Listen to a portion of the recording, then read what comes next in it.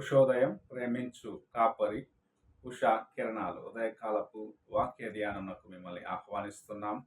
మమ్మల్ని మిక్కిలిగా ప్రేమిస్తున్న పరలోకపు తండ్రి, ఈ ఉదయకాల సమయానికై మీకు వందనాలు స్తోత్రములు చెల్లించుకుంటున్నాం. మమ్మల్ని ప్రేమించి సజీవులలో నుంచి మరి యొక్క దినమును కలిగిన హస్తముతో అప్పగించిన విధానాన్ని బట్టి వందనాలు. ఈ ఉదయకాలమున నీ వాక్యము చేత నాతో మాతో మాట్లాడు. వినగలిగిన చెవిని, గ్రహించుకునే హృదయాన్ని అనుగ్రహించి ఆశీర్వదించి దీవించమని ఈ కార్యక్రమంను ఆసక్తితో ప్రతిదినము వీక్షిస్తున్న ప్రతి ఒక్కరిని మీ హస్తములకు అప్పగిస్తున్నాము. ఈ కార్యక్రమం నాయన మాకు ఆశీర్వాదకరంగా చేయించినందుకు స్తోత్రం.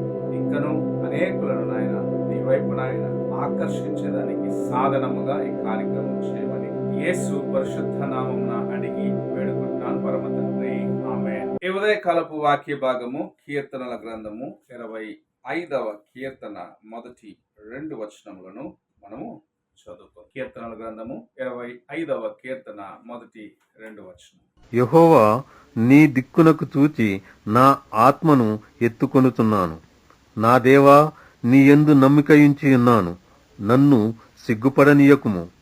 నా శత్రువులను నన్ను గూర్చి ఉత్సాహింపనీయకుము.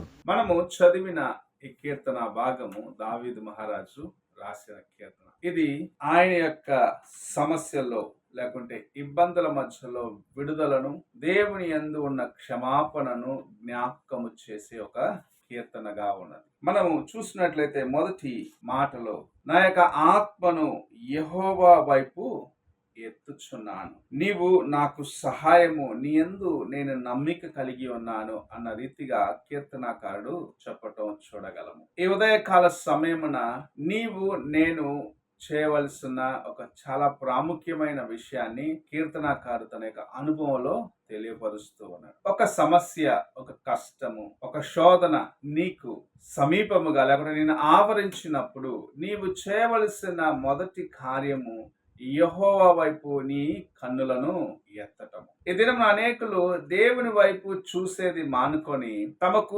సహాయము వేరు ఎక్కడనే దొరుకుతుందా అని అన్నిటినీ వెతుకుచూ ఉంటారు. కానీ పరిష్కారం ఇచ్చే అనగా విడుదలనిచ్చే దేవుని వైపు చూడకుండగా, దేవుని యొక్క కృప కొరకు వేడుకొనకుండగా, తమ శరీరంలో ఉన్న శక్తి కొలది, తాము ఆలోచించిన ఆలోచన కొలది, తమకు తోచిన రీతిగా ప్రయాసపడుతూ చివరికి ఓటమి చూస్తూ ఇంకా ఏ దారి లేదన్నప్పుడు దేవుని వైపు వచ్చి ప్రభువా నాకు సహాయము చేయమని అనేక సార్లు మోకరిస్తూ ఉంటారు.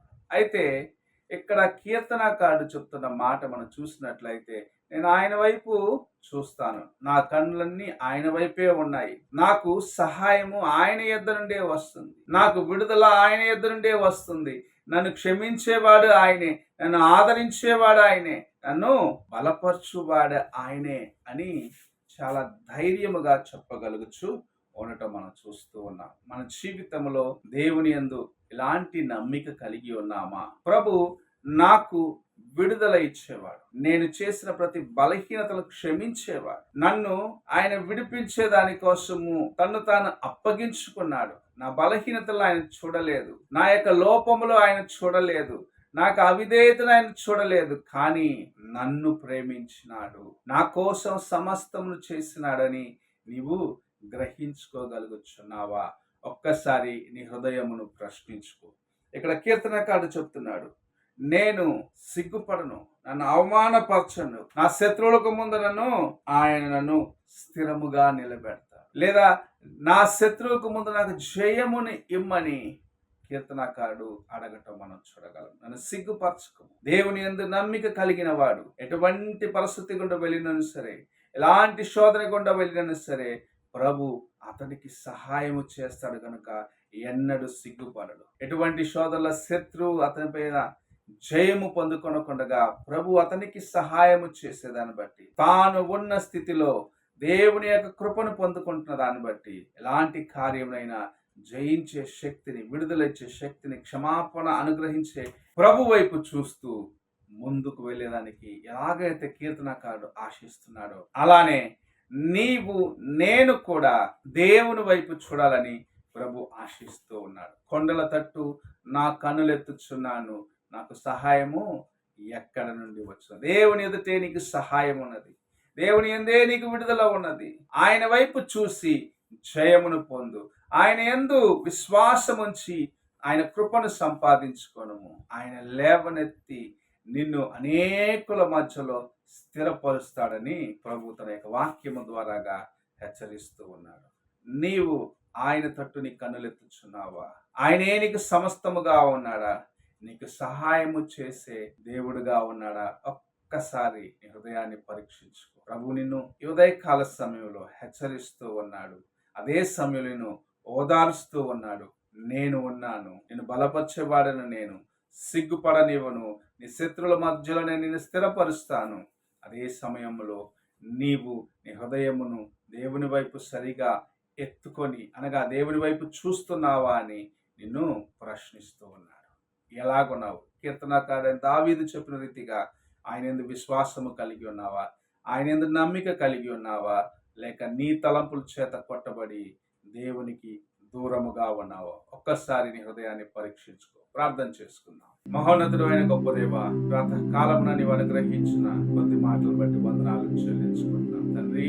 మా యొక్క హృదయము, మా యొక్క తలంపులు, మా యొక్క ఆలోచనలు నీ వైపు ఉన్నట్లుగాను, లోకము లోక కార్యములన్నిటిని మేము ప్రక్కన పెట్టి నీ వైపు చూడగలిగిన కృపను అనుగ్రహించి ఆశీర్వదించు తండ్రి. ఈ కార్యక్రమం ఆయన ప్రతి ఒక్కరికి ఆశీర్వాదకరంగా చేయి. వినగలిగిన చెవిని, కార్యక్రమం ఆయన వీక్షిస్తున్న దాన్ని గ్రహించుకోగలిగిన మనసుతో ఒక్కొక్కరు నడిపించి ఆశీర్వదించి దీవించమని యేసు పరిశుద్ధ నామమున అడిగి వేడుకుంటున్నాను పరమ తండ్రి, ఆమేన్. తండ్రి అయిన దేవుని ప్రేమ, కుమారుడైన క్రీస్తు కృప, ఆదరణకర్తైన పరిశుద్ధాత్మ యొక్క సహవాసం ఇప్పుడును ఎల్లప్పుడూ తోడై ఉండి సదాకాలము నడిపించుగాక. ఆమేన్.